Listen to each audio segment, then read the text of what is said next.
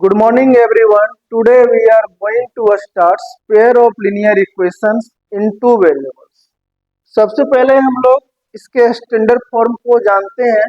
The standard form of pair of linear equations are, देखिए आप लोग क्या होता है, a1x plus b1y is equal to c1 which is called equation first.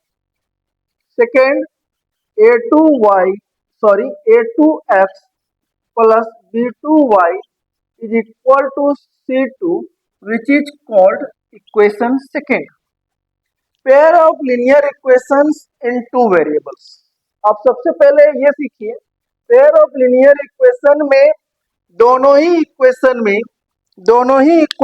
में x और y, दोनों ही इक्वेशन में वेरिएबल x और y सेम है. ठीक है, दोनों ही इक्वेशन में x और y का जो पेयर है ये दोनों ही इक्वेशन में सेम है और सेम वैल्यू दोनों इक्वेशन को क्या कर रहा है, सेटिस्फाइड कर रहा है. इसीलिए इस इक्वेशन का, इस सिस्टम को हम लोग कहते हैं pair of linear equations in two variables. तो इसके अलग अलग मेथड होते हैं. There are two methods to solve a linear pair of linear equations in two variables. So first of all we can write there are two methods for solving a pair of linear equations in two variables. पहला method हम लोग सीखेंगे algebraic methods. First method हम लोग क्या सीखेंगे, algebraic method. Second method हम लोग क्या सीखेंगे, सेकेंड मेथड हम लोग ग्राफिकल मेथड हम लोग सीखेंगे. Pair of linear equations in two variables में हम लोग क्लास 9 में भी थोड़ा बहुत इंट्रोड्यूस हो चुके हैं, लेकिन क्लास 10 में हम लोग थोड़ा डीपली सीखेंगे. अलजेब्रिक मेथड और ग्राफिकल मेथड को हम लोग देखेंगे. सबसे पहले लिनियर इक्वेशन का ग्राफ कैसा होता है. अगर ग्राफ चेक करें लिनियर इक्वेशन का, तो लिनियर इक्वेशन का ग्राफ स्ट्रेट लाइन होता है. कैसा होता है, स्ट्रेट लाइन होता है. ये हम लोग ग्राफिकल मेथड में देखेंगे. फिलहाल हम लोग अलजेब्रिक मेथड को प्रैक्टिस करेंगे. ठीक है, यहां तक आप लोग राइट डाउन कर लीजिए. अलजेब्रिक मेथड के भी अलग अलग टाइप्स हैं. अलजेब्रिक मेथड में सबसे पहले मेन रूप से elimination method, substitutions method, cross multiplications method. इनमें सबसे अधिक पॉपुलर मेथड कौन है, elimination method. Elimination method is very popular method with respect to other method. तो हम लोग यहाँ पर सीखने जा रहे हैं सबसे पहले एलिमिनेशन मेथड. मेन रूप से हमारे सिलेबस में ही यही तीन मेथड है और इसके अलावा अदर मेथड भी है, लेकिन मेन रूप से हम लोग को ये तीन मेथड पे प्रैक्टिस करना है. तो आइए हम लोग सबसे पहले एलिमिनेशन मेथड को चेक करते हैं. एलिमिनेशन मेथड से सॉल्व कैसे करते हैं उसके रूल को देखेंगे सबसे पहले. उसके बाद हम लोग एक एग्जांपल्स लेते हैं, एक क्वेश्चंस लेते हैं, उसको सॉल्व करके देखते हैं कि एलिमिनेशन मेथड से pair of linear equations in two variable को सॉल्व कैसे करते हैं. ठीक है, तो क्वेश्चन की ओर हम लोग देखते हैं कि क्वेश्चंस क्या होगा.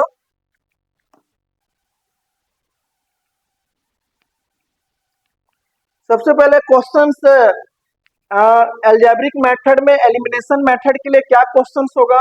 Questions number 1, 65x minus 33y is equal to 97. Second equations will be 33x minus 65y is equal to 1. तो पहला टारगेट है कि x और y की एक्स और वाई के दोनों इक्वेशन में दोनों के कोफिशिएंट को हम क्या करेंगे, सेम करने का कोशिश करेंगे। क्या करना है, या तो एक्स के कोफिशिएंट को या तो वाई के कोफिशिएंट को हम लोगों को क्या करना है, दोनों में से किसी एक को क्या करने की कोशिश करना है, सेम करने का कोशिश करना है ना। दोनों में से किसी एक को सेम करने का कोशिश करना है, या तो एक्स के कोफिशिएंट को कोशिश करेंगे या तो वाई के कोफिशिएंट को। तो इसके लिए क्या करना है, एलसीएम लेना है। 33 और 65 का एलसीएम लेना है। तो एलसीएम यहाँ पे इसको इक्वेशन फर्स्ट बोलेंगे, इसको इक्वेशन सेकेंड बोलेंगे। इक्वेशन फर्स्ट में हम लोग क्या मल्टीप्लाई करेंगे, ध्यान दीजिएगा। इक्वेशन फर्स्ट में हम लोग मल्टीप्लाई करेंगे 65, क्योंकि देखिए हम कोशिश कर रहे हैं कि वाई के कोफिशिएंट को सेम करना। आप कोशिश कर सकते हैं एक्स के कोफिशिएंट को सेम करना, ये आपके ऊपर डिपेंड करता है कि पहले एक्स फाइंड करना है कि पहले वाई फाइंड करना है। अगर हमको एक्स फाइंड करना है तो वाई को एलिमिनेटिंग करना है, वाई फाइंड करना है तो एक्स वाले ग्रुप को एलिमिनेटिंग करना है। तो हम यहाँ पर इक्वेशन 1 में 65 और इक्वेशन 2 में 33 को मल्टीप्लाई कर दिए। देख रहे हैं ना, हम लोग इस तरह से मल्टीप्लाई कर दिए। तो आप लिख सकते हैं, अगर स्टेटमेंट भी लिखना है तो हम लोग लिख सकते हैं, इस प्रकार लिख सकते हैं, multiplying in equation first by 65 and equation second by 33। कोई डाउट्स यहां तक? कोई डाउट्स नहीं। अब लिखिए, इक्वेशन फर्स्ट में जब 65 मल्टीप्लाई करेंगे तो 65 का क्या होगा, ये स्क्वायर होगा। क्या होगा, स्क्वायर होगा। इसके स्क्वायर को फाइंड नहीं करना है। कुछ रूल जो है ना, हम लोग सिंपलेस्ट वे को चूज करते हैं। अगर आप सिंप्लीफाई करते हो तो कोई सिंप्लीफिकेशंस को कॉम्प्लेक्सिटी में कन्वर्ट कर देता है, कोई सिंप्लीफिकेशन को सिंपली सॉल्व कर देता है। ये डिपेंड करता है ना कि आप मान लिया जाए 65 का स्क्वायर है, तो यहाँ हम इसके स्क्वायर को फाइंड कर देते हैं।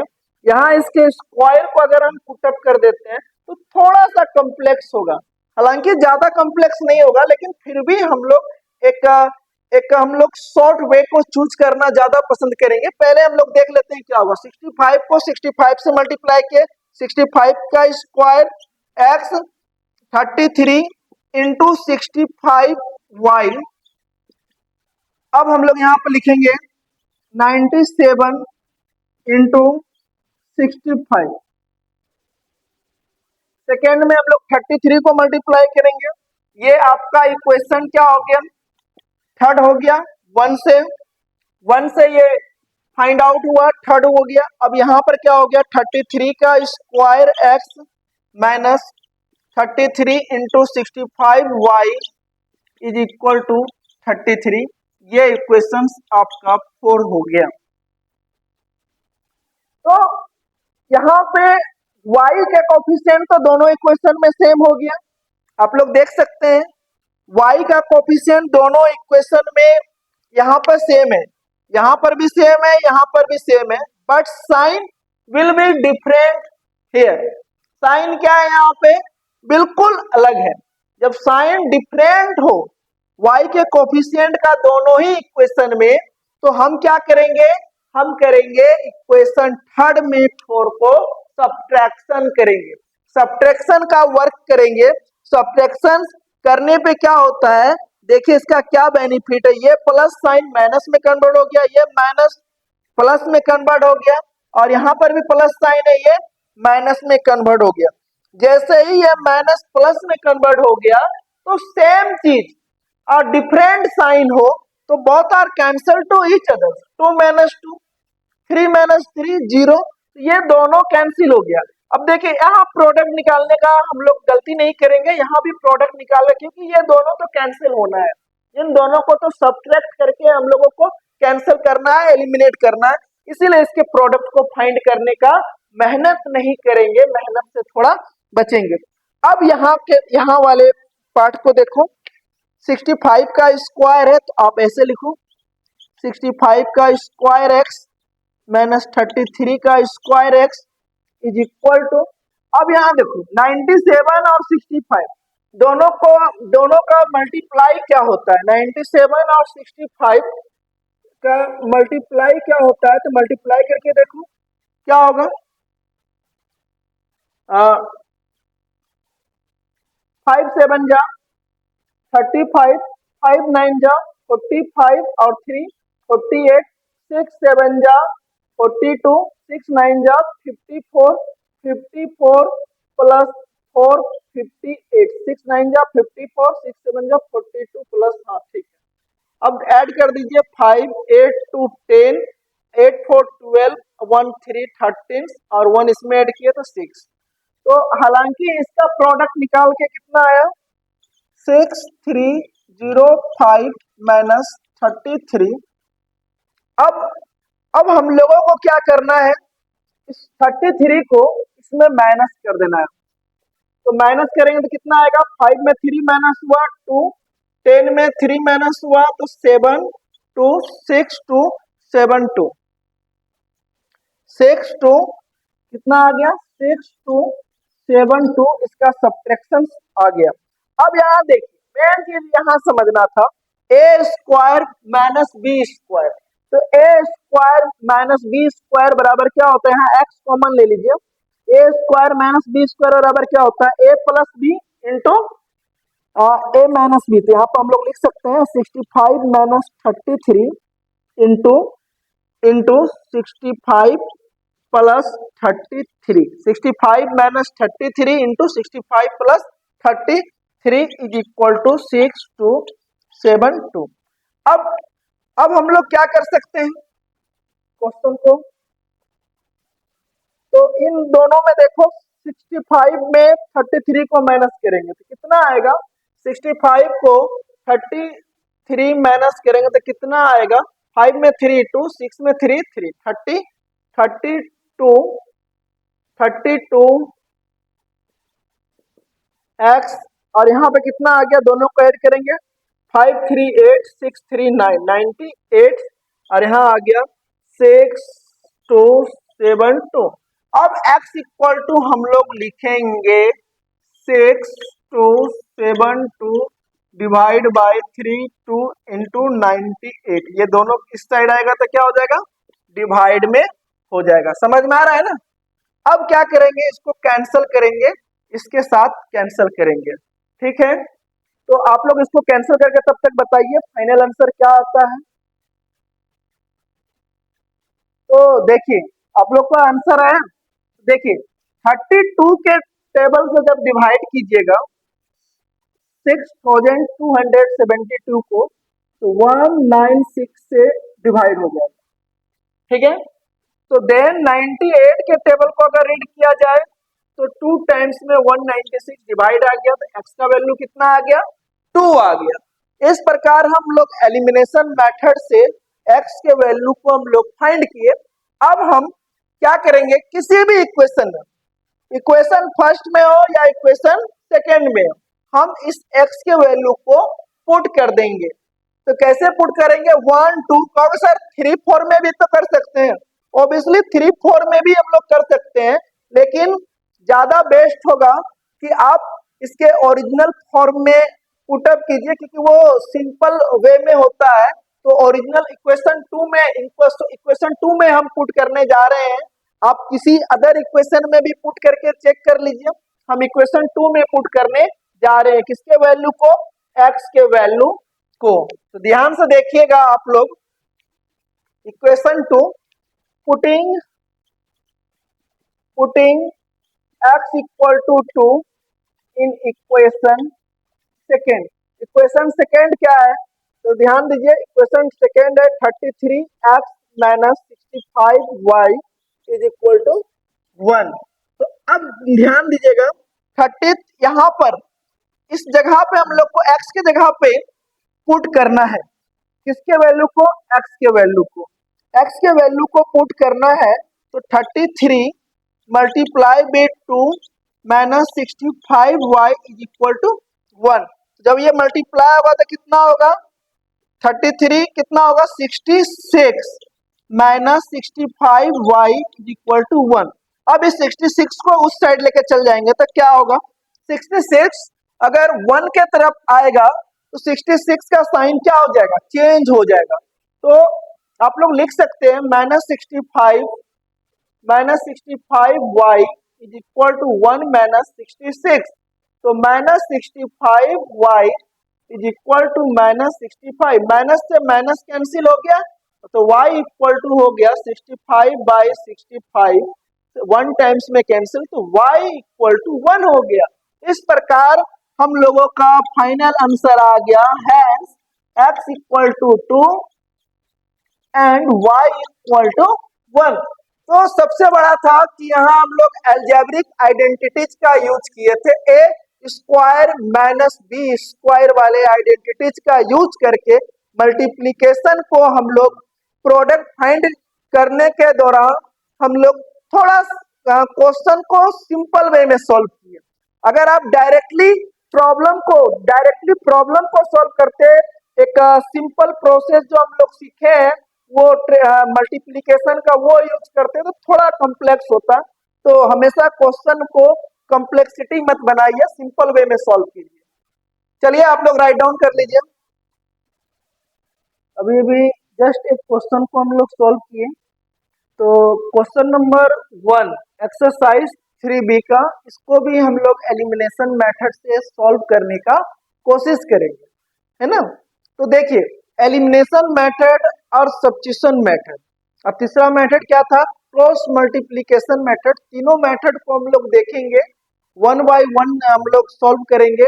तो पहला हम लोग एलिमिनेशन मेथड पे थोड़ा प्रैक्टिस करते हैं। विशेष ध्यान देने का जरूरत है इक्वेशन फर्स्ट और second, pair of linear equation. देखिए लीनियर इक्वेशन का पेयर क्यों, क्योंकि दो अननोन है, एक अननोन x है, दूसरा अननोन यहाँ पे y है। एक x है दूसरा y है, तो आपको हम बोले कि या तो x को इक्वल कर लो या तो y को इक्वल कर लो, x और y।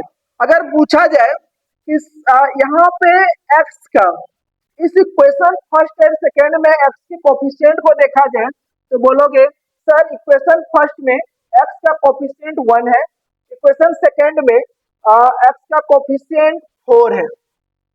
दिख रहा है ना, इक्वेशन फर्स्ट में x का कोफिशिएंट 1 है, इक्वेशन सेकेंड में x का कोफिशिएंट 4 है। तो आप इन दोनों के एलसीएम को लो, इन दोनों के एलसीएम को लो, तो एलसीएम क्या होगा, एलसीएम 4 होगा, हो गया ना। तो एलसीएम क्या होगा, एलसीएम 4 होगा। तो आप यहाँ ध्यान दीजिएगा, तो इक्वेशन फर्स्ट में यहाँ पर क्या मल्टीप्लाई करना है, 4 मल्टीप्लाई करना है। कहोगे सर यहाँ तो ऑब्वियसली 4 है, यहाँ पे 4 है ही, तो इक्वेशन फर्स्ट में और एलसीएम 4 है तो दोनों जगह 4 होना चाहिए, यहाँ भी यहाँ तो 4 है ही ऑलरेडी। तो इक्वेशन फर्स्ट में हमको 4 चाहिए, तो आप 4 से मल्टीप्लाई कीजिए। आप सिर्फ लिखिएगा multiplying in equation first by 4 we get, तो क्या आ गया, जब मल्टीप्लाई करोगे x plus y equal to 3 में 4 मल्टीप्लाई करोगे तो आ जाएगा finally 4x plus 4y, 4x इस x से मल्टीप्लाई हुआ ये 4 और इस y से मल्टीप्लाई हुआ 4y, अब 4 3 जा 12। तो ऑब्वियसली 1 2 है, एक नया इक्वेशन आया, इस नए इक्वेशन को हम लोग इक्वेशन थर्ड के नाम से जानेंगे। अगर इक्वेशन सेकेंड में कुछ मल्टीप्लाई करना पड़ता, हालांकि इक्वेशन सेकेंड में कुछ नहीं तो 1 मल्टीप्लाई हम लोग कर रहे हैं, क्या कर रहे हैं, 1 मल्टीप्लाई कर रहे हैं। तो यहाँ पर ध्यान दीजिएगा कि इक्वेशन सेकेंड में 1 मल्टीप्लाई करो तो इक्वेशन सेकेंड चेंज नहीं होगा, तो इसको हम ऐसे ही छोड़ देते हैं। इक्वेशन थर्ड और 2 में चेक करेंगे कि यहाँ एक्स का कोफिशिएंट और इस इक्वेशन में एक्स का कोफिशिएंट क्या है, दोनों जगह सेम है और लेकिन साइन भी सेम है, दोनों जगह साइन। ध्यान दीजिएगा, इक्वेशन फर्स्ट में, इक्वेशन थर्ड में, इक्वेशन सेकेंड में एक्स का साइन क्या है, सेम है ना। तो साइन जब सेम है तो साइन को अलग अलग करने के लिए क्या करते हैं, सब्ट्रैक्शन करते हैं। अगर डिफरेंट साइन होता तो दोनों ही इक्वेशन को both are added to each other. तो यहां हम लोग क्या करेंगे, सब्ट्रैक्टिंग, इस तरह से लिखेंगे, subtracting, subtracting equation, equation second from third. Third में सेकेंड को क्या करेंगे हम लोग, सब्ट्रैक्टिंग करेंगे। तो सब्ट्रैक्ट कर दीजिए, क्या आएगा, सब्ट्रैक्ट कर दीजिए। तो हम लोग थर्ड को यहाँ पर लिखेंगे, थर्ड इक्वेशन लिखेंगे 4x plus 4y equal to 12, equation third. और इसके जस्ट बिलो क्या लिखेंगे, equation second 4x minus 3y is equal to 26, equation second. ध्यान दीजिएगा कि साइन चेंज होता है ड्यूरिंग सब्ट्रैक्शन। तो यहाँ का साइन देखिए प्लस है, यहाँ का साइन प्लस है। आप किसको सब्ट्रैक्ट कर रहे हैं, इक्वेशन सेकेंड को। किसको सब्ट्रैक्ट कर रहे हैं, थर्ड में सेकेंड को सब्ट्रैक्ट कर रहे हैं, तो साइन भी तो सेकेंड का चेंज होगा। तो देखिए फर्स्ट पहला पहला फर्स्ट टर्म क्या है 4x, इसका साइन प्लस है यहाँ पे, तो ये माइनस हो गया, ये माइनस है तो ये प्लस हो गया, ये प्लस है तो ये माइनस हो गया। तो ध्यान दीजिएगा, अब ध्यान दीजिएगा, ये प्लस है माइनस है, बोथ सेम है, बोथ आर सेम, तो बोथ आर कैंसल। अब यहाँ देखो, ये भी प्लस है, ये भी प्लस है, प्लस प्लस का मतलब प्लस करना होता है। तो 4 इन और 3 क्या हो गया 7y, और यहाँ ये प्लस है ये माइनस है, तो 26 में 12 को माइनस कर देना है, मतलब माइनस 26 में प्लस 12 कर देना है, तो कितना आएगा, 6 में से 2 माइनस होगा 4, 2 में से 1 माइनस होगा 1, यानी कि 14। साइन किसका होगा, देखो माइनस प्लस माइनस होता है और साइन ग्रेटर नंबर का हम लोग पुट करते हैं। साइन किसका करते हैं, ग्रेटर नंबर का हम लोग पुट करते हैं, तो यानी कि इक्वल टू हम लोग -14 देंगे। तो अब फाइनली हम लोगों का y का वैल्यू आ गया, y इक्वल टू हम लोग लिखेंगे -14 डिवाइड 7, तो 7 2 जा 14 यानी -2, y is equal to -2। By elimination method से हम लोगों ने y के वैल्यू को फाइंड आउट कर दिया। अब x के वैल्यू को आप लोग फाइंड आउट करोगे। आप लोग देखें, उम्मीद करते हैं कि डाउट ना होगा, क्योंकि हम बिल्कुल बेसिकली लेके चल रहे हैं। x के y के वैल्यू को फाइंड किए, अगर x का वैल्यू को फाइंड करना है तो इस वैल्यू को पुट करना है किसी भी फर्स्ट सेकेंड थर्ड किसी में भी पुट करके, लेकिन मेरा हम तो पुट करेंगे जो सबसे हमको इजी दिखता हो। तो यहाँ हमको इक्वेशन फर्स्ट इजी दिख रहा है, x plus y is equal to 3। यहाँ ये थोड़ा वन से थोड़ा ये कॉम्प्लेक्स है, और तो हम तो पुट करेंगे इक्वेशन 1 में, और आपको पुट करना है चेक करने के लिए प्रैक्टिस के पॉइंट ऑफ व्यू से। अब 1 2 3 में किसी में भी पुट कर सकते हैं। तो देखिए हम इक्वेशन थर्ड में फर्स्ट में पुट करके दिखाते हैं और x के वैल्यू को फाइंड करते हैं। ध्यान दीजिएगा, तो क्या आएगा, इक्वेशन फर्स्ट है x plus y is equal to 3। तो हम लोग यहाँ पर लिखेंगे putting y equal to -2 in equation first. Equation first में पुट कीजिए, तो x इक्वल टू आएगा 3 माइनस वाई, 3 माइनस वाई का वैल्यू क्या है -2, माइनस माइनस क्या होता है प्लस, यानी कि फाइनली आपका x इक्वल टू आ गया 5। तो hence x equal to 5 and y equal to -2। इस प्रकार हमारा सॉल्व हो गया। अब हम लोग नेक्स्ट क्वेश्चन की ओर बढ़ते हैं। अब आते हैं क्वेश्चन नंबर 2। 1 को भी हम लोग एक्सरसाइज 3B को एलिमिनेशन मेथड से सॉल्व किए। अब सेकेंड क्वेश्चन को भी एलिमिनेशन मेथड से सॉल्व कर रहे हैं, इसलिए हम एलिमिनेशन मेथड के कम से कम 2 क्वेश्चन को सॉल्व किए और तीसरे क्वेश्चन को सॉल्व करने के लिए जा रहे हैं, ताकि प्रैक्टिस जितना अधिक हो उतना ज्यादा क्लियर होगा कॉन्सेप्ट। तो कॉन्सेप्ट क्लियर जब भी होता है, बेसिक क्लियर तभी होगा आपका जब आप प्रैक्टिस कीजिएगा। तो प्रैक्टिस करते हैं।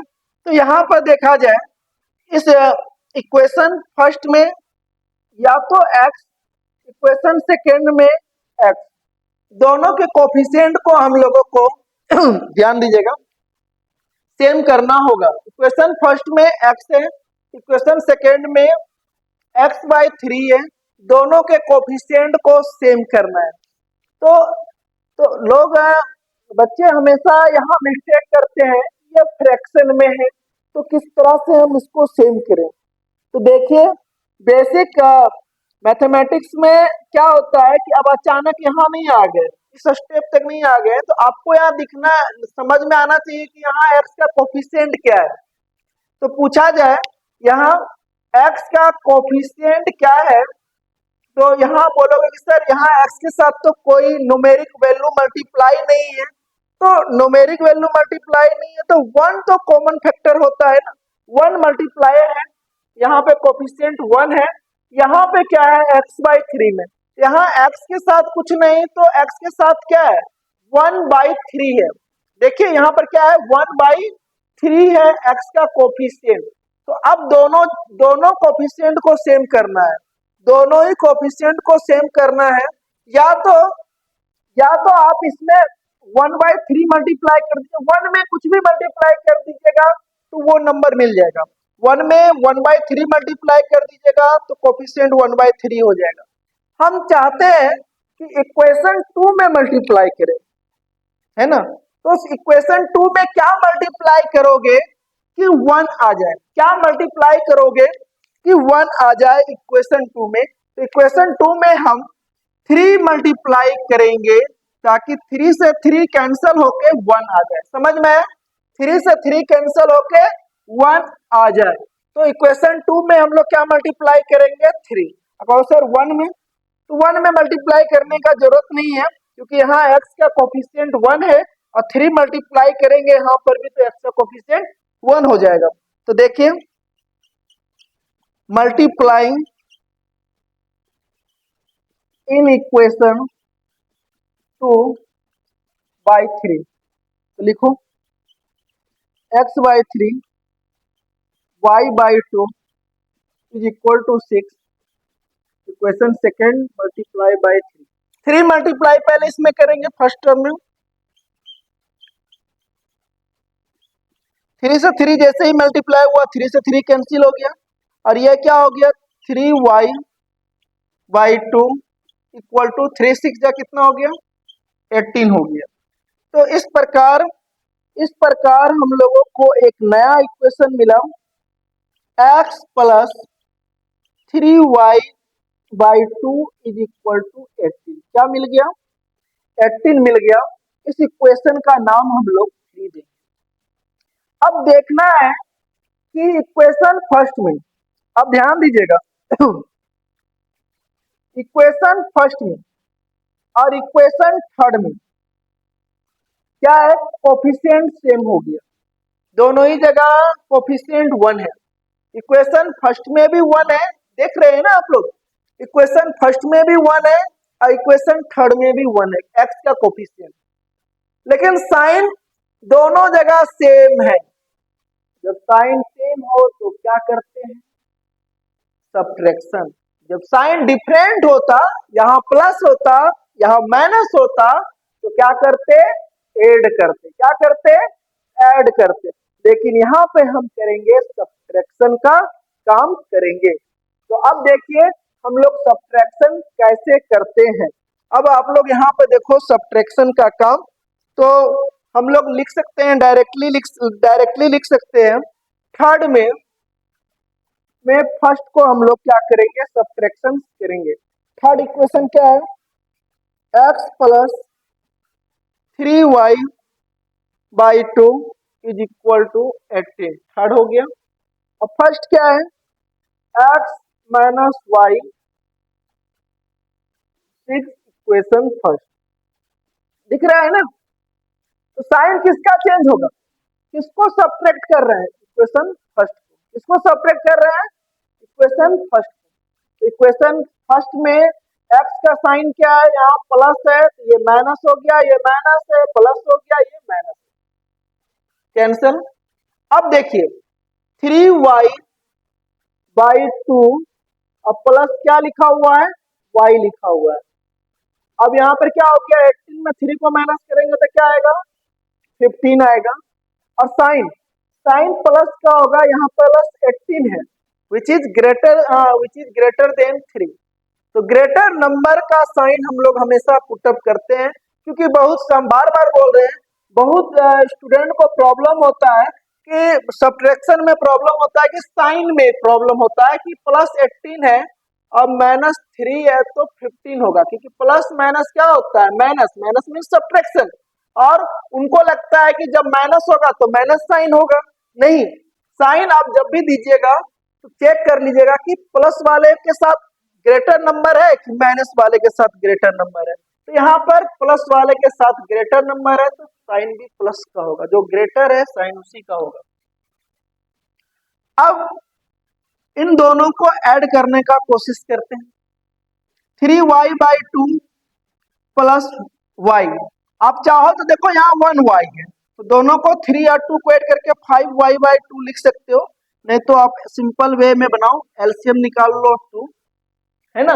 एलसीएम 2 निकाल लिए तो यहाँ पे हो गया 3y, यहाँ पे हो गया 2y इज इक्वल टू 15, और 3y प्लस 2y क्या हो गया 5y, और ये 2 15 के साथ क्या हो गया, मल्टीप्लाई में हो गया।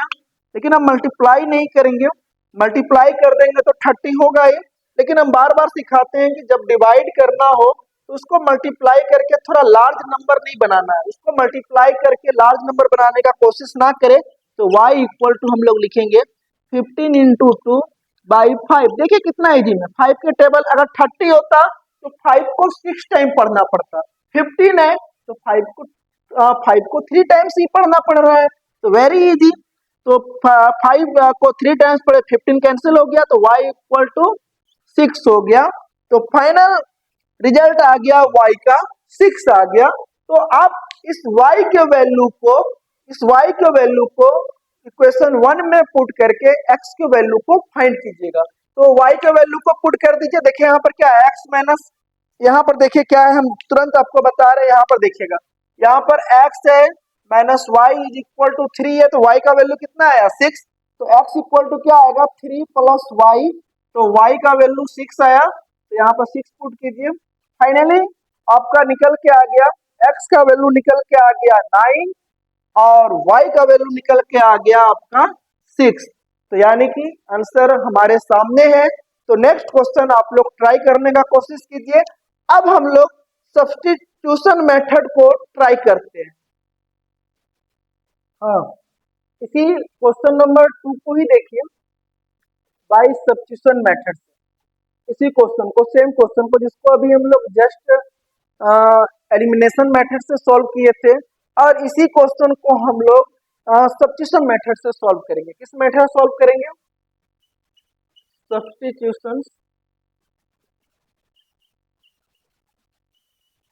मेथड, इस मेथड का यूज करेंगे। इस मेथड का यूज करने के लिए आप किसी भी दोनों में से किसी भी सिंपल इक्वेशन को चूज कीजिएगा। दोनों में से किसी भी इक्वेशन में या तो आप x equal to find out कर लो, या तो आप y equal to find out कीजिए।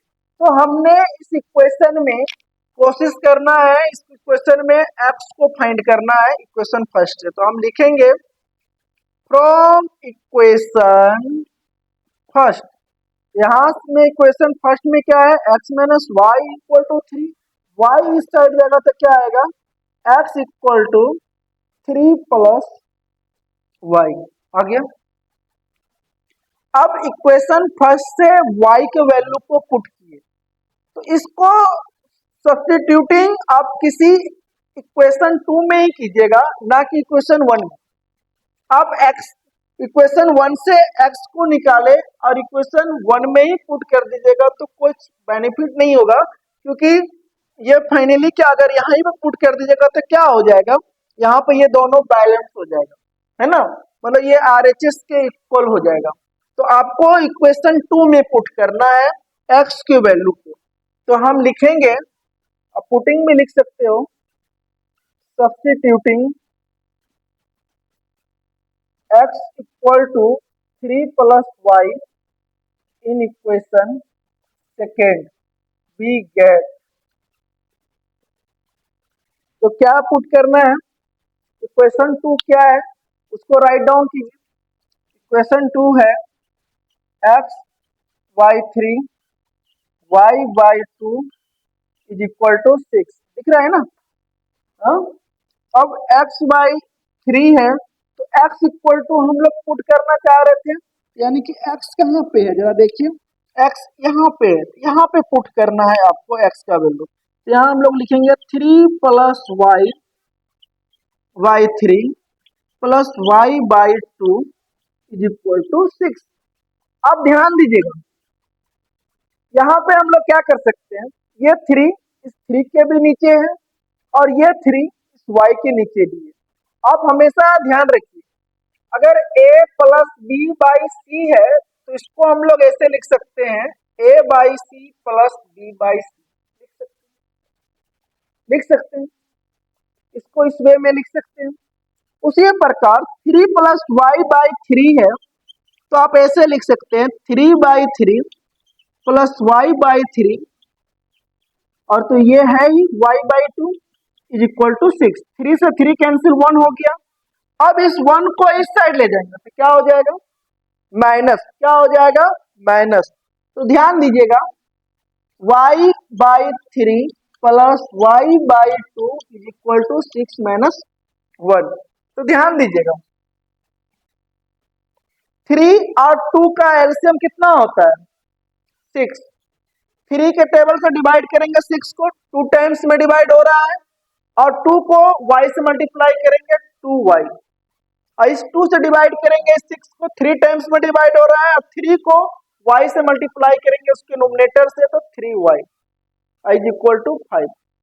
ध्यान दीजिएगा 2y और 3y दोनों का सम क्या होता है, 5y, और ये 6 इस साइड चल गया तो मल्टीप्लाई में आ गया। अब y इक्वल टू आप लिख सकते हो 5 इंटू 6 बाई 5, से 5 कैंसल, फाइनली मेरा y का वैल्यू आ गया 6, y का वैल्यू आ गया 6।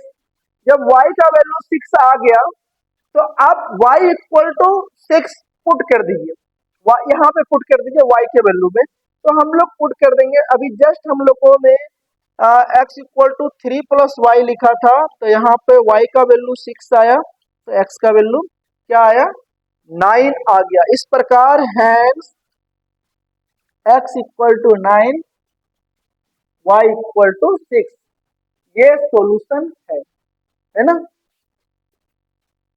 एल्जेब्रिक मेथड में हम लोगों ने एलिमिनेशन मेथड पे प्रैक्टिस हो गया, सेकेंड सब्स्टिट्यूशन मेथड पे प्रैक्टिस हो गया, और जहां तक मुझे लगता है कि आप लोगों का भी प्रैक्टिस हुआ होगा। आप लोगों ने भी अगर ध्यान से वीडियो को अगर आप लोग ध्यान से देखेंगे, ध्यान भटकाओगे नहीं, बढ़िया अच्छे ध्यान से देखना, तो आप लोगों का भी क्लियर हो जाएगा कॉन्सेप्ट। और कॉन्सेप्ट और एक बार और कि आप जितना प्रैक्टिस करोगे आपका कॉन्सेप्ट उतना क्लियर होगा।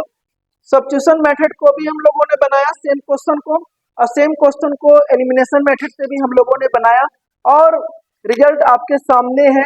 और यहाँ पे कुछ डाउट है तो कमेंट करके बताएं, ताकि नेक्स्ट वीडियो में हम कुछ बेहतर अपडेट, कुछ बेहतर मॉडिफाई करके आपके लिए कुछ अच्छे से अच्छे कॉन्सेप्ट में आपको हम सिखा सकते हैं, है ना।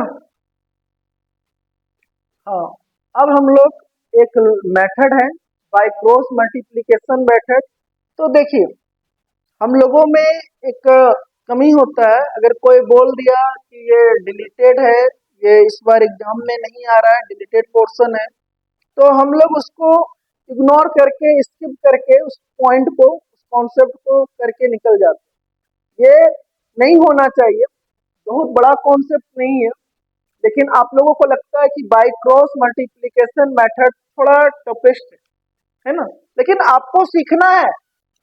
चाहे डिलीटेड हो या डिलीटेड ना हो, उससे कोई फर्क नहीं पड़ता है, क्योंकि जिससे आप भागते हो फ्यूचर में वही आपका पीछा करता है ना। तो डर का सामना कीजिए, डर से भागने की जरूरत नहीं है, बल्कि डर का डट के मुकाबला करना है। आइए हम लोग बाई क्रॉस मल्टीप्लिकेशन मेथड का डट के मुकाबला करते हैं। पहले pair of linear equation in two variable के स्टैंडर्ड फॉर्म को एक बार फिर से हम बोर्ड पे रीराइट करते हैं। वो क्या इक्वेशन है? a1x plus b1y plus c1 equal to 0, a2y plus b2y plus c2 equal to 0। इन दोनों इन दोनों इक्वेशन को, इन दोनों इक्वेशन के कॉन्सेप्ट को समझना है। इन दोनों इक्वेशन के कॉन्सेप्ट को समझना है। ध्यान दीजिए, ये ग्रुप एक्स, सॉरी यहाँ पे एक्स लिखना था, ये ग्रुप एक्स वाले फैमिली का है, ये ग्रुप वाई वाले फैमिली का है, और ये ग्रुप जो हम लिखने जा रहे हैं, ये ग्रुप को जो सर्कल कर रहे हैं, ये कांस्टेंट फैमिली का है ना। फर्स्ट, सेकेंड, थर्ड, ध्यान रखिएगा, फर्स्ट, सेकेंड, थर्ड। जब हम एक्स, इसको, इसके मेथड को, इसके फॉर्मूला को समझना है लॉजिकली, है ना। जब हम एक्स को लिखेंगे, एक्स अपॉन लिखने जा रहे हैं, तो यहाँ पर सेकेंड, यहाँ पे सेकेंड, जब हम एक्स के लिख रहे हैं, थोड़ा सा ये इसको हम लोग इरेज करते हैं बाई क्रॉस मल्टीप्लिकेशन वाले हेडिंग को। तो यहाँ पे जब हम एक्स को लिखने वाले हैं, तो इसके जस्ट नीचे हम लोग लिखेंगे सेकेंड और थर्ड, है ना, क्योंकि ये फर्स्ट एक्स जो है फर्स्ट ग्रुप में है, तो फर्स्ट ग्रुप के नीचे सेकेंड है, तो डायगोनल लेंगे सेकेंड इस तरह से, फिर डायगोनल लेंगे इस तरह से। मतलब प्रिंसिपल डायगोनल में, प्रिंसिपल डायगोनल किसको कहते हैं? इसको प्रिंसिपल डायगोनल बोलेंगे और इसको सेकेंडरी डायगोनल बोलेंगे। तो प्रिंसिपल डायगोनल में जो एलिमेंट का प्रोडक्ट होगा, उसमें माइनस करेंगे सेकेंडरी डायगोनल में एलिमेंट के प्रोडक्ट को। समझ में आ रहा है कैसे? सेकेंड, यहाँ पर क्या है, एक्स लिख रहे हैं, तो आपको ध्यान देना है कि सेकेंड और थर्ड में जो एलिमेंट है, सेकेंड कॉलम और थर्ड कॉलम में जो एलिमेंट है, जो y का कोफिशिएंट इसमें क्या है, ध्यान दीजिएगा, b1, और इसमें क्या है, c2। हमने क्या बोला था? सेकेंड का टॉप, सेकेंड कॉलम का टॉप, टॉप कौन है? टॉप मतलब फर्स्ट इक्वेशन, टॉप असाइन किसको कर रहा है? फर्स्ट इक्वेशन, और नीचे जो है सेकेंड इक्वेशन। टॉप में y का कोफिशिएंट क्या है? b1 मल्टीप्लाई होगा c2 के साथ। समझ में आ रहा है? b1 मल्टीप्लाई होगा c2 के साथ में, b1 टू c2। देखिए, तो सेकेंड कॉलम का टॉप मल्टीप्लाई हो रहा है थर्ड इक्वेशन के बॉटम से। टॉप मतलब फर्स्ट और बॉटम मतलब सेकेंड इक्वेशन। सेकेंड मतलब फर्स्ट टू सेकेंड से मल्टीप्लाई हो रहा है, b1 मल्टीप्लाई हुआ c2 के साथ में। आप लोग लिख दिए। सब्ट्रैक्ट करना है, और ये जो है प्रोडक्ट है प्रिंसिपल डायगोनल में आ रहा है, इसमें माइनस करना है। सेकेंड का बॉटम कौन है? b2, b2 मल्टीप्लाई करना है थर्ड कॉलम के टॉप से। देखो, थर्ड कॉलम का टॉप मतलब फर्स्ट में कौन कांस्टेंट टर्म है? c1, b2 मल्टीप्लाई हो रहा है c1 के साथ में, फिर y इज इक्वल टू लिखेंगे, y अपॉन क्या लिखेंगे? अब y वाले लिखना है, y वाले को लिखना है, तो y वाले को लिखना है, तो ध्यान दीजिएगा, सेकेंड थर्ड, सेकेंड जब फर्स्ट था तो हमने कॉम्बिनेशन सेकेंड और थर्ड का लिया। जब सेकेंड आया तो अब सेकेंड के बाद कौन आएगा, थर्ड और फर्स्ट। ध्यान दीजिएगा, थर्ड सेकेंड, सेकेंड गायब हुआ, जब सेकेंड कॉलम को ले रहे हैं, सेकेंड कॉलम को लिख रहे हैं तो सेकेंड यहां से गायब होगा तो थर्ड और फर्स्ट लिखेंगे। तो थर्ड का जो टॉप है वो मल्टीप्लाई होगा फर्स्ट के बॉटम से, और थर्ड का जो बॉटम है वो मल्टीप्लाई होगा फर्स्ट के टॉप से। कोई दिक्कत, फर्स्ट कॉलम के टॉप से। तो देखिए थर्ड कॉलम का टॉप कौन है, C1। C1 मल्टीप्लाई होगा फर्स्ट कॉलम के बॉटम से, मतलब C1 मल्टीप्लाई हो रहा है A2 से। अब माइनस किसमें करेंगे, या ध्यान दीजिएगा माइनस, यहाँ पर थर्ड का बॉटम कौन है, C2। C2 मल्टीप्लाई होगा A1 के साथ, ये भी हो गया। इसके बाद तो कहोगे सर यहाँ पर एक्स वाई तो है नहीं, ये बिल्कुल कांस्टेंट फैमिली है, इसका नाम कांस्टेंट फैमिली हम रख रहे हैं। तो 1 लिखना है, 1 लिखना है। तो 1 अब देखिए यहाँ से तो जब थर्ड यहाँ पर इंक्लूड, जब यहाँ सेकेंड और थर्ड था तो सेकेंड थर्ड में जब सेकेंड गायब हुआ तो थर्ड फर्स्ट आया। अब यहाँ पर आएगा थर्ड, जैसे ही गायब होगा यहाँ से तो फर्स्ट तो रहेगा ही, और फर्स्ट के बाद क्या होता है, सेकेंड होता है, सेकेंड आ गया। अब फर्स्ट का टॉप मल्टीप्लाई होगा सेकेंड के बॉटम से, और फर्स्ट का जो तो बॉटम है वो सेकेंड के टॉप से मल्टीप्लाई होगा। ध्यान दीजिएगा, तो यहाँ पर देखिए A1 मल्टीप्लाई होगा B2 के साथ में, तो समझना है A1 मल्टीप्लाई होगा B2 के साथ में, और माइनस A2 मल्टीप्लाई होगा B1 के साथ में। बाय क्रॉस मल्टीप्लिकेशन मेथड में इसी कॉन्सेप्ट को आप लोगों को यूज करना है, और इसी कॉन्सेप्ट का यूज करके हम लोगों को सॉल्व भी करना है। और हम लोग एक एग्जांपल देखते हैं लास्ट, और एक last example by cross multiplication से हम लोग सॉल्व करते हैं। तो नेक्स्ट क्वेश्चन की ओर, आप लोग को कुछ भी डाउट होगा इस बाय क्रॉस मल्टीप्लिकेशन मेथड में तो आप पूछ सकते हो। अगर डाउट, मेरे ख्याल से तो डाउट नहीं होना चाहिए। हम कोशिश पूरा करते हैं कि डाउट के परसेंटेज को हम मिनिमाइज करने का कोशिश करते हैं, और डाउट अगर होता है तो ये अच्छी बात है कि आप प्रैक्टिस कर रहे हो, है ना। तो आप फिर से पूछिए, कमेंट करके पूछिए कि सर इस क्वेश्चन में डाउट है, और इसको अच्छे ढंग से राइट डाउन कर लीजिए, और इस वाले पोर्शन को राइट डाउन कीजिए, इस लॉजिक को समझने की कोशिश कीजिए, क्योंकि यही लॉजिक अगर आपके माइंड में सेट हो जाता है, ये लॉजिक, तो आपको इक्वेशन बनाना बहुत टफ नहीं हो जाता है, इजी वे में आप यहाँ से निकाल लोगे। एक्स वाले टर्म को कांस्टेंट टर्म के साथ कंपेयर करके निकाल लोगे, वाई वाले को इसके साथ कंपेयर करके आप वाई के वैल्यू को निकाल लोगे। तो चलिए, हाँ देखिए क्वेश्चन नंबर 1 को हम लोग बाय क्रॉस मल्टीप्लिकेशन से सॉल्व करने का कोशिश करते हैं। ये कॉलम 1 है, ये कॉलम 2 है, ये कॉलम 3 है। आप लोग को लग रहा होगा कि सर 6 को इस साइड ले आते, 26 को इस साइड, अगर दोनों को इस साइड ला रहे हैं तो दोनों का साइन चेंज हो रहा है, नहीं तो दोनों का साइन जो है इससे कोई फर्क नहीं पड़ेगा।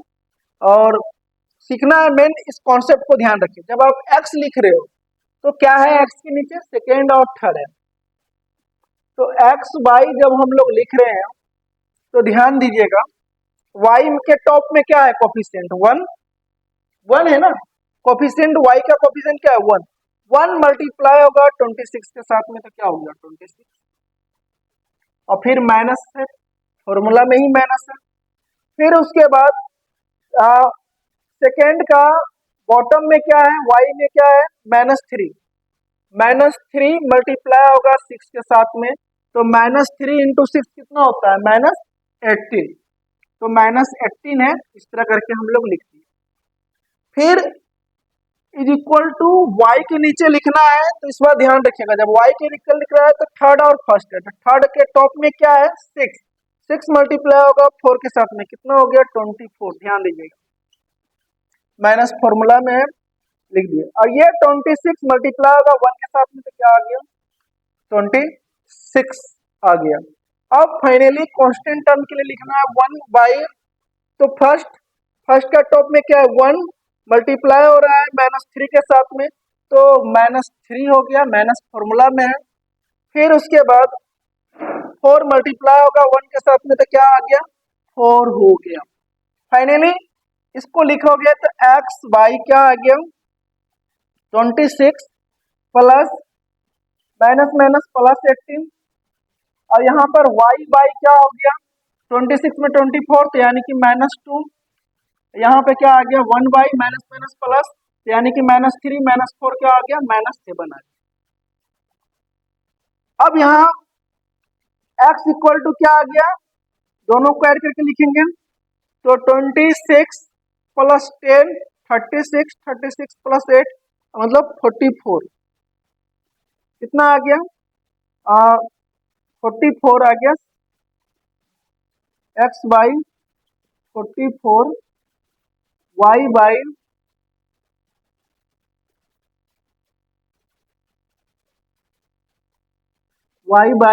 -2 1 बाई -7। अब यहाँ से अगर आप कोशिश करोगे y का वैल्यू निकालने के लिए तो y by -2 equal to 1 by -7 तो क्या आ गया सॉरी y इक्वल टू आ गया -2 किधर चल गया इधर चल गया 2 बाई -2 बाई -7 माइनस से माइनस कैंसिल यानी कि 2 बाई 7 2 बाई 7 ठीक है।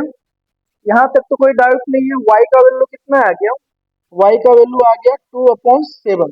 तो अब x का वैल्यू आपको निकालना है तो x वाले टर्म को कांस्टेंट टर्म से फिर से कंपेयर कीजिए तो 1 बाई -7 है तो इज इक्वल टू कितना आ जाएगा x इक्वल टू कितना आ जाएगा x इक्वल टू आ जाएगा -44 बाई 7। इस प्रकार से x और y का वैल्यू निकल गया और आपके बुक में यहाँ पे 6 की जगह पे क्या था 3 था और हम बाई मिस्टेक 6 लिख दिए ठीक है। तो आप यहाँ पे 3 चेंज करके देखो आंसर मैच कर जाएगा। तो फिलहाल 6 पे ही हमने समझाया जो कॉन्सेप्ट है जो रूल है वो सेम अप्लाई हुआ इसमें कोई डाउट नहीं। लेकिन आप यहाँ पे 3 करके देखो देखो आंसर सेम आ जाएगा। आप लोग इसको राइट डाउन कर लो और हम यहाँ पे 3 करके देखते हैं ठीक है। इसी क्वेश्चन को एक बार फिर से प्रैक्टिस कर लेते हैं थोड़ा बेहतर हो जाएगा। तो देखो यहाँ पे क्या हम लोग लिख दिए 3 लिख दिए।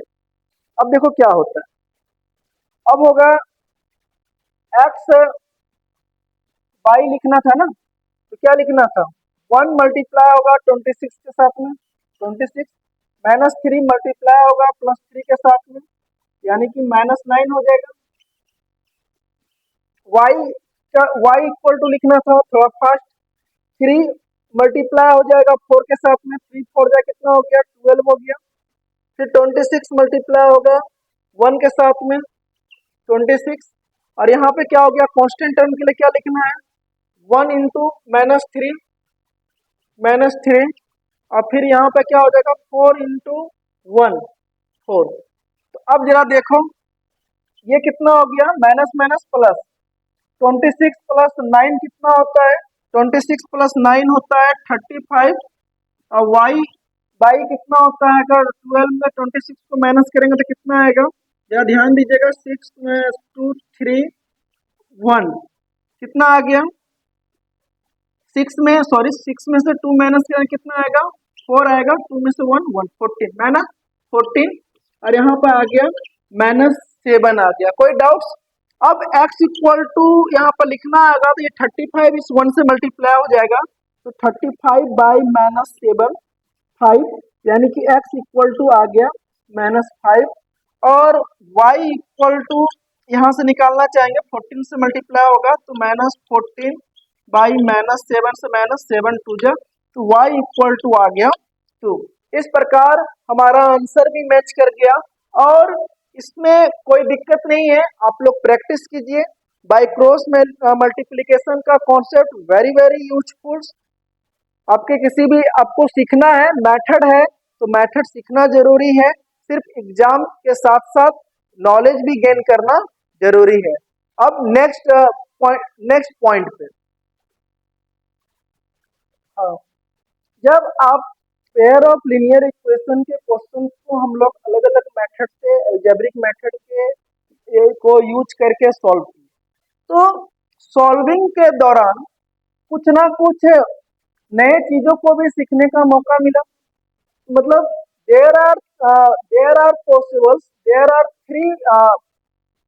थ्री पॉसिबल्स है, थ्री पॉसिबल आउटकम है, there are possible outcomes when solving a system of two linear equations. मतलब जो भी पॉसिबल आउटकम है कितना है, मतलब कम से कम थ्री पॉसिबल आउटकम्स है जो हम लोगों को लीनियर इक्वेशन को सॉल्व करने पे मिला। तो पहला आउटकम क्या होगा, उसका नाम है फर्स्ट आउटकम का यूनिक सॉल्यूशंस। क्या नाम है?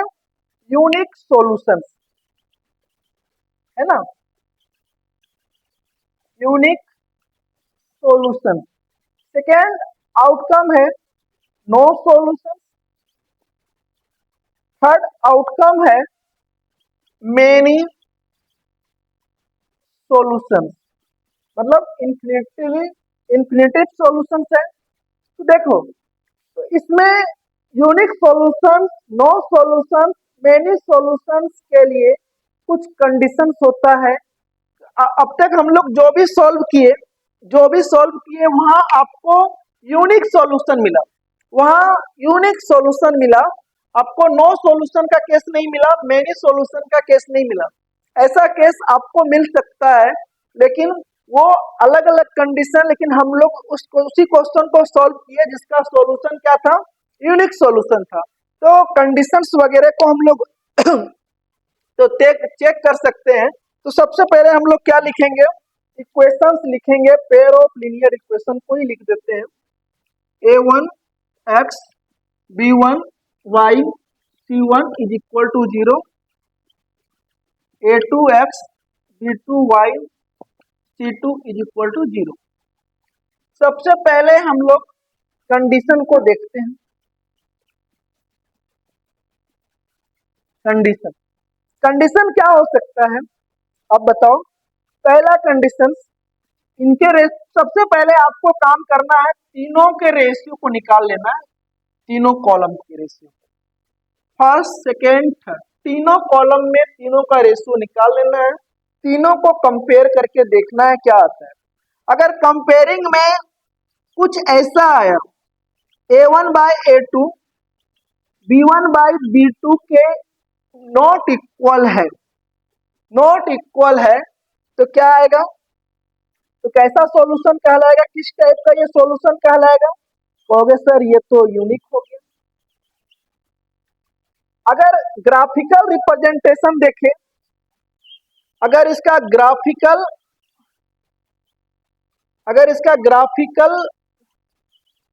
रिप्रेजेंटेशन देखें, ग्राफिकल रिप्रेजेंटेशन अगर इसका हम लोग देखें तो कुछ इस तरह का आएगा, इस तरह का आएगा। ये एक्स एक्सिस है, ये वाई एक्सिस है। तो देखिए ये दोनों ही लीनियर इक्वेशन है, तो दोनों ही लीनियर इक्वेशन का ग्राफ स्ट्रेट लाइन होगा। जब ये दोनों ग्राफ, इन दोनों का ग्राफ किसी एक पॉइंट पे इंटरसेक्ट करे, किसी एक पॉइंट पे सपोज करो इस पॉइंट पे इंटरसेक्ट करेगा, तो इस पॉइंट का जो कोऑर्डिनेट होगा एक्स वाई, इस पॉइंट का जो कोऑर्डिनेट होगा वो सॉल्यूशन कहलाएगा इस इक्वेशन का। समझ में आ रहा है? और यहाँ पे दो ग्राफ एक दूसरे को एक पॉइंट पे इंटरसेक्ट कर रहा है, ये कंडीशन किसका है, यूनिक सॉल्यूशन का है। सेकेंड कंडीशन हम लोग रीराइट कर रहे हैं। सेकेंड कंडीशन हम लोगों का है कि रेशियो, तीनों के रेशियो को हम लोगों ने क्या किया, फाइंड किया।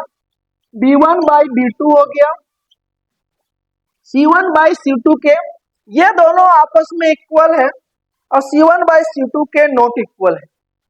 यानी कि यहाँ सॉल्यूशन क्या है, नो सॉल्यूशन। मतलब अगर ऐसा कंडीशन दिखा, तीनों कॉलम के रेशियो को आप 1 बाई 1 चेक किए और कुछ सिचुएशन ऐसा बन गया, आप देख रहे हो ना, कुछ सिचुएशन ऐसा बन गया, तो यहाँ पे नो सॉल्यूशन का केस हो गया। फर्स्ट केस हम लोग देखे, सेकेंड केस में भी था, तो ये नो सॉल्यूशन हो गया। तो इसका ग्राफिकल रिप्रेजेंटेशन कैसे होगा, तो आप जानते हो कि ये दोनों का ग्राफ अगर एक दूसरे को इंटरसेक्ट करे ही नहीं, तो इसका मतलब दोनों पैरेलल होगा, दोनों का ग्राफ क्या होगा, पैरेलल होगा। कुछ इस तरह से, कुछ इस तरह से, कुछ इस तरह से पैरेलल दिखना चाहिए दोनों का। इक्वेशन फर्स्ट का ग्राफ, इक्वेशन सेकेंड का ग्राफ, ये दोनों पैरेलल होगा। तो इसका मतलब दो अगर लाइन पैरेलल है तो वो कभी भी एक दूसरे को इंटरसेक्ट नहीं करेंगे, they can not intersect to each other, है ना। तो ये इंटरसेक्ट नहीं करेगा। अगर थर्ड कंडीशन अगर हम लोग लिखना चाहते हैं मेनी सॉल्यूशन के केस में, तो कुछ इस तरह से तीनों ही रेशियो सेम हो जाए, मतलब कोइंसाइड कर जाए, ओवरलैपिंग का केस है तो इस तरह से हो जाए C1 और C2। तो देखो जिस इक्वेशन का सॉल्यूशन निकले कंसिस्टेंट, जिस इक्वेशन का जैसे ये pair of linear equation in two variables है, तो इस पेयरिंग का एक सॉल्यूशन है कंसिस्टेंट। अगर इक्वेशन क्या कंसिस्टेंट कहलाएगा, अगर सॉल्यूशन नहीं है तो इनकंसिस्टेंट कहलाएगा। लेकिन यहाँ क्या है, तीनों ही रेशियो सेम है, तो इसका कंडीशन आएगा मेनी। अब मेनी का अगर ग्राफिकल रिप्रेजेंटेशन हम यहाँ बना देते हैं, वहां स्पेस नहीं है, तो कुछ इस तरह का आएगा मेनी का। कम से कम एक लाइन दूसरे ही लाइन पे ओवरलैप होगा, दोनों ही ग्राफ सेम लाइन पे होगा, इसका मेनी सॉल्यूशन होगा। क्या होगा, मेनी इन्फिनिटली सॉल्यूशंस होगा। यहाँ पर अनगिनत सॉल्यूशंस मिलेंगे एक्स इस पॉइंट के लिए, दोनों ही ग्राफ का प्रत्येक पॉइंट दोनों ही ग्राफ को सेटिस्फाइड कर रहा है, क्योंकि दोनों का पाथ क्या है, बिल्कुल दोनों का पाथ क्या है, बिल्कुल सेम है। और ये ग्राफ इसका इक्वेशन क्या कहलाएगा, इक्वेशन कहलाएगा, इस ग्राफ का इक्वेशन कहलाएगा कंसिस्टेंट कहलाएगा, कंसिस्टेंट कहलाएगा। और ये डिपेंडेंट भी होगा, ये डिपेंडेंट होगा। और यूनिक सॉल्यूशन में क्या होता है, इंडिपेंडेंट। अब मेनी सॉल्यूशन में कंसिस्टेंट प्लस डिपेंडेंट। डिपेंडेंट कैसे है, तो देखिए प्रत्येक पॉइंट एक दूसरे को सेटिस्फाइड कर रहा है। कोई भी पॉइंट लो, कोई भी पॉइंट का कोऑर्डिनेट लो, वो दोनों ही इक्वेशन को सेटिस्फाइड कर रहा है। लेकिन यूनिक सॉल्यूशन के केस में बिल्कुल इंटर डिपेंडेंट है। इस पॉइंट को छोड़ के देखो सिर्फ एक सॉल्यूशन है, यही पॉइंट जो है, इसी पॉइंट P, जो पॉइंट P है, ये दोनों इक्वेशन को सेटिस्फाइड करेगा। इस P का कोऑर्डिनेट x और y का जो कोऑर्डिनेट है, दोनों ही इक्वेशन फर्स्ट और इक्वेशन सेकेंड को सेटिस्फाइड करेगा। इसके साथ हमारा कॉन्सेप्ट क्या होता है, कंप्लीट होता है। और आगे हम लोग 1 बाय 1 एक्सरसाइज को सॉल्व करेंगे, कुछ इंपॉर्टेंट क्वेश्चन को देखेंगे। इससे पहले आप लोग कॉन्सेप्ट को क्लियर कीजिए। Thank you so much.